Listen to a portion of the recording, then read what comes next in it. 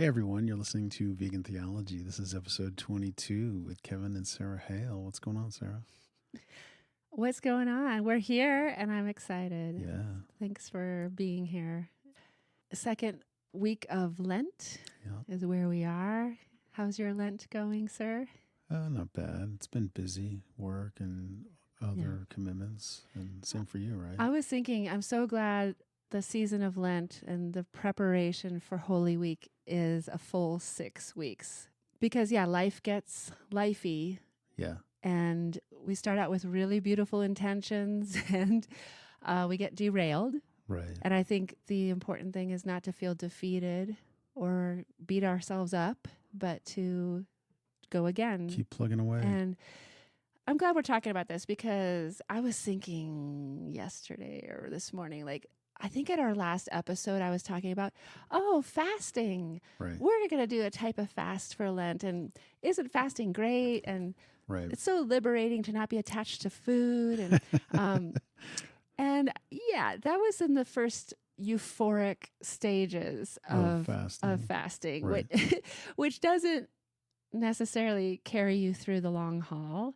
This past week, for example, there was a few days I had to do certain things that were very laborious and I was tired and I was like, the only way I'm going to motivate myself to do this thing I have to do is to break my fast. Right. And then I didn't necessarily anticipate this, but on the other hand, I wasn't surprised because it's happened to me before.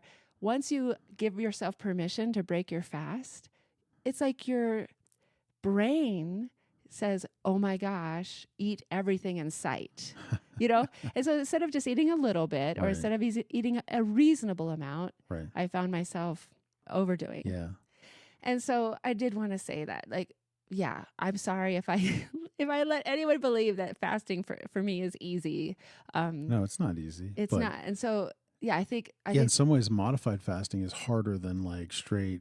In my opinion, in some ways, it's sometimes harder than just water fast or juice fast. You know what I mean? Like a clear liquid fast.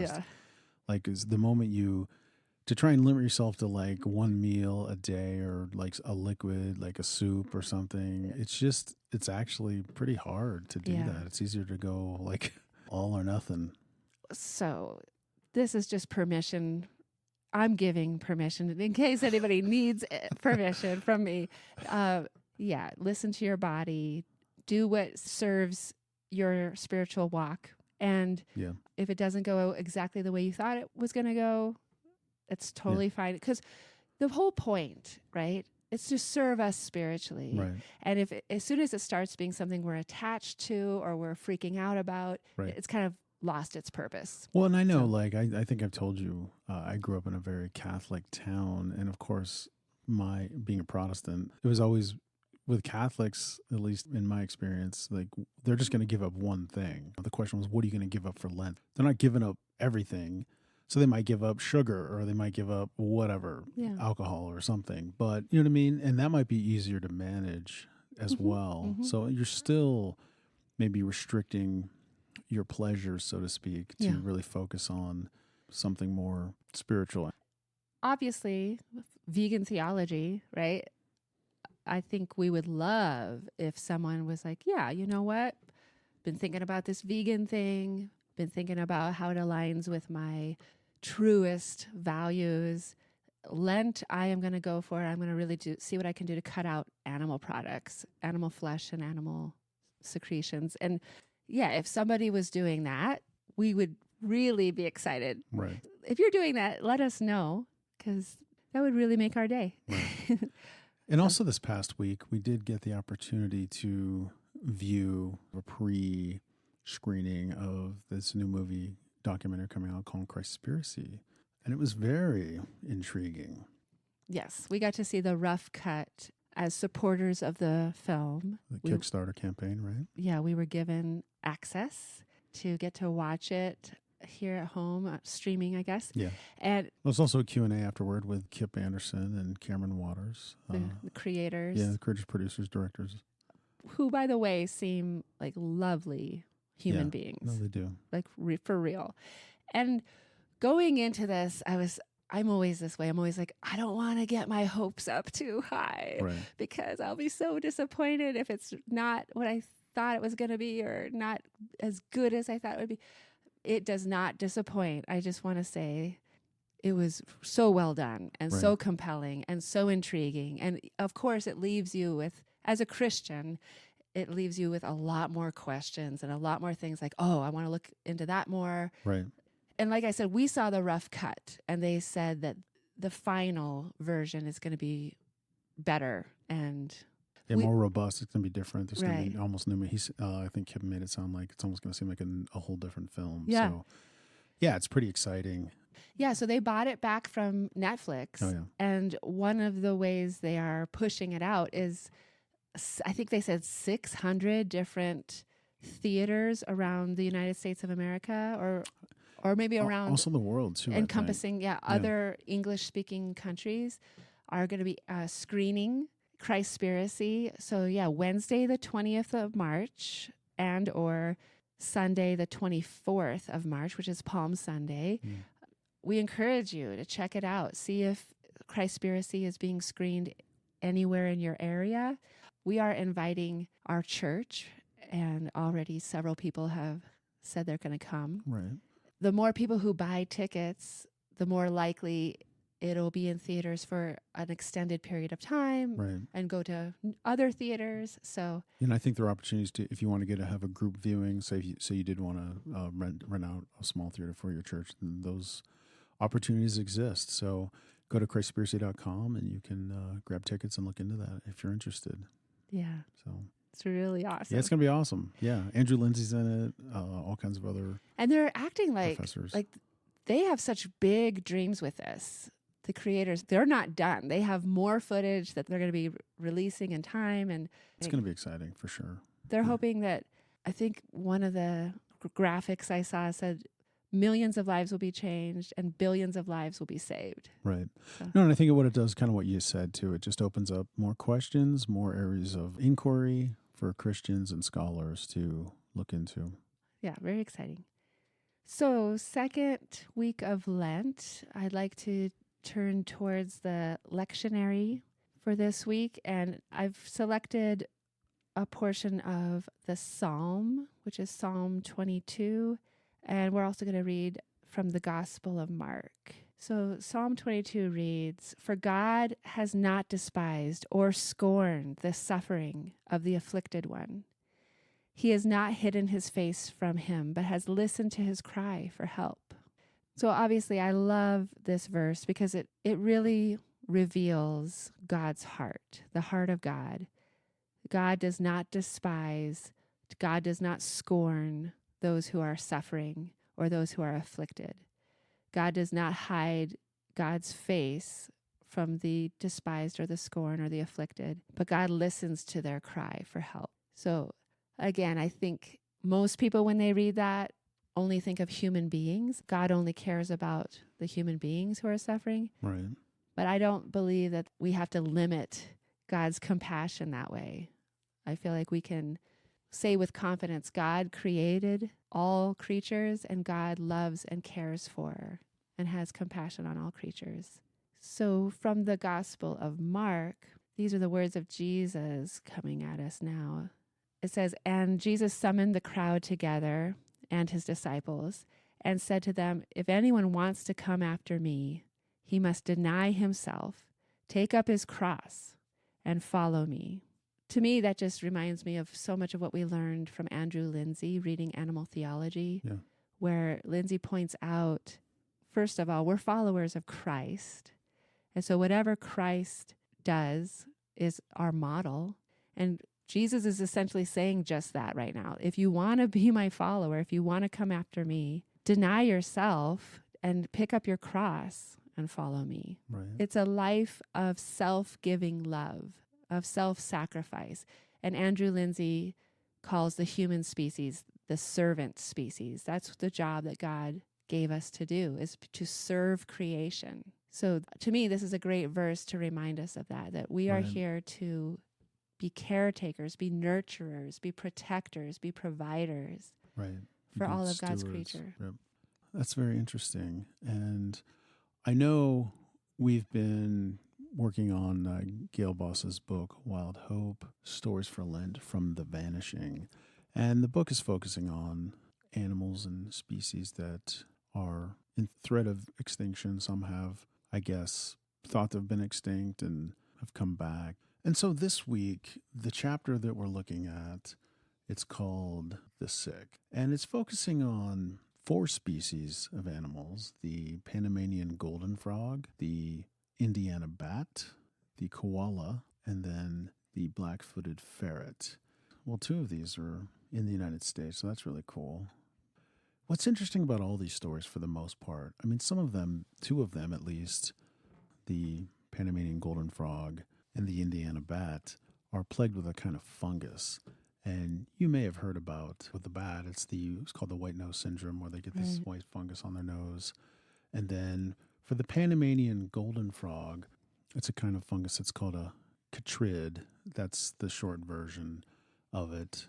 But at any rate, not so much in the bat's case, but in the case of the golden frog, what it comes down to is this fungus came in through, and it's hard to really nail it down how it kind of came in, but what was happening was in their lush mountain home where they lived, people wanted to live there too. And so we start to see development of this area, and bulldozers coming in and knocking down their home and pushing them out.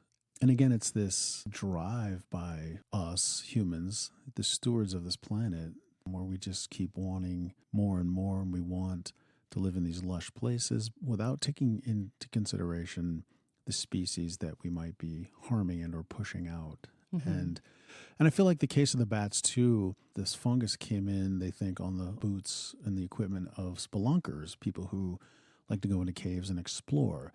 And what's interesting though is that the European version of this bat, so these bats are in like Kentucky and kind of in the United States in caves.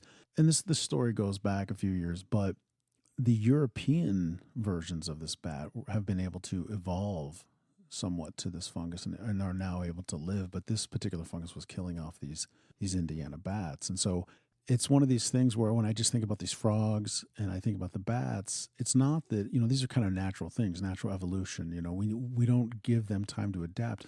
Kind of the takeaway for me was, in our rush to develop everything under the sun so that we can commodify everything and make a buck, we are going too fast, and we're not considering these animals and their habitats, and we're not giving them enough time to adapt. And in the case of the frogs, actually, volunteers literally had to grab them all up and put them in a kind of secure environment, like away from this fungus. Like, so their own home is just covered in this fungus. You can actually Google the amphibian ark, and that's kind of where they were taken up and put in. So they're actually living in an artificial environment just for their survival, because scientists were worried that they would go extinct.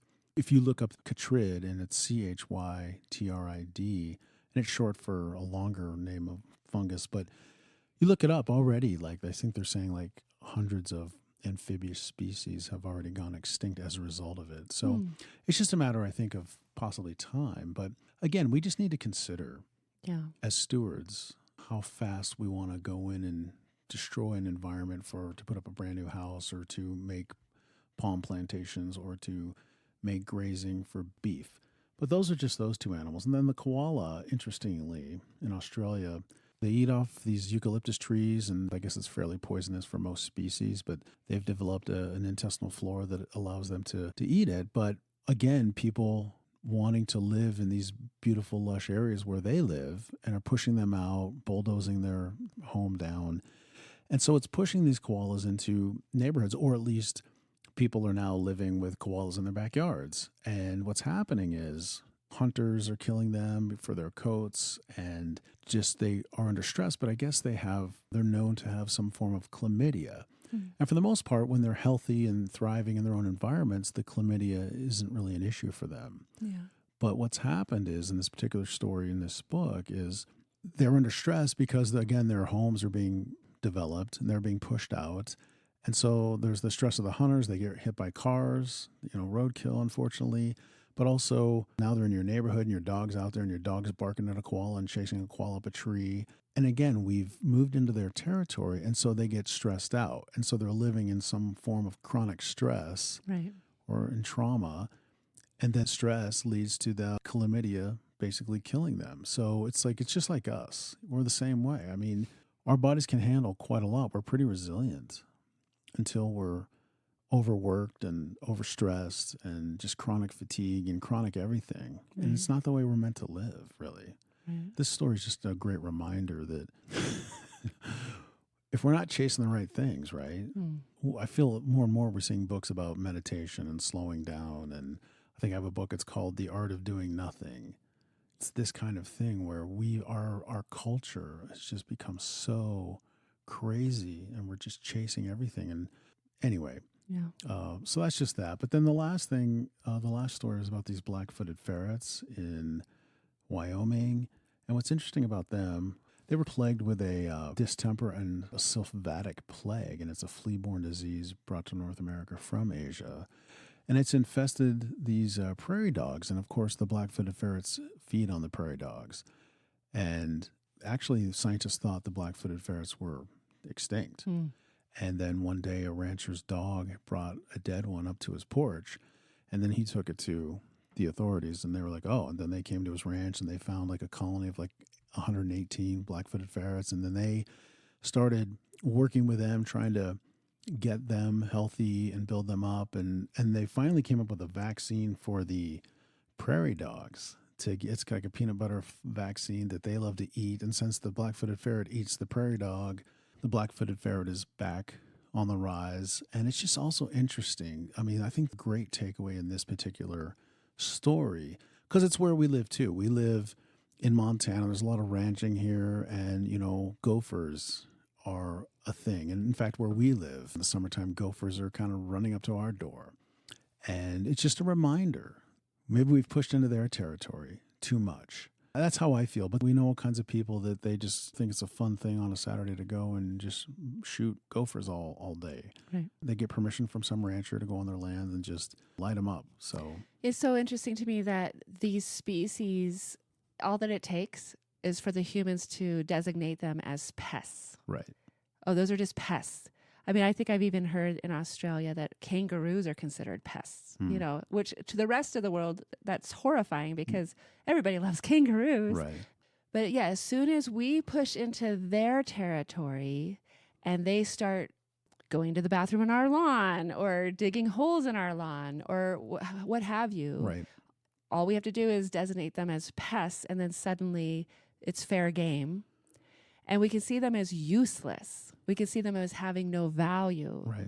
When in reality, scientists are like, actually, this particular species is doing all kinds of good Right. to this environment. Well, and that's just it. I mean, because people here will poison them or whatever. But like one of the awesome parts of this story is that these conservationists for the black-footed ferret were working with ranchers, and they were explaining to the ranchers like, hey, these ferrets and these prairie dogs are doing a lot of good for your soil. They're moving the soil. They're keeping the soil healthy. They're also providing life to like 100 other species of insects and other little animals.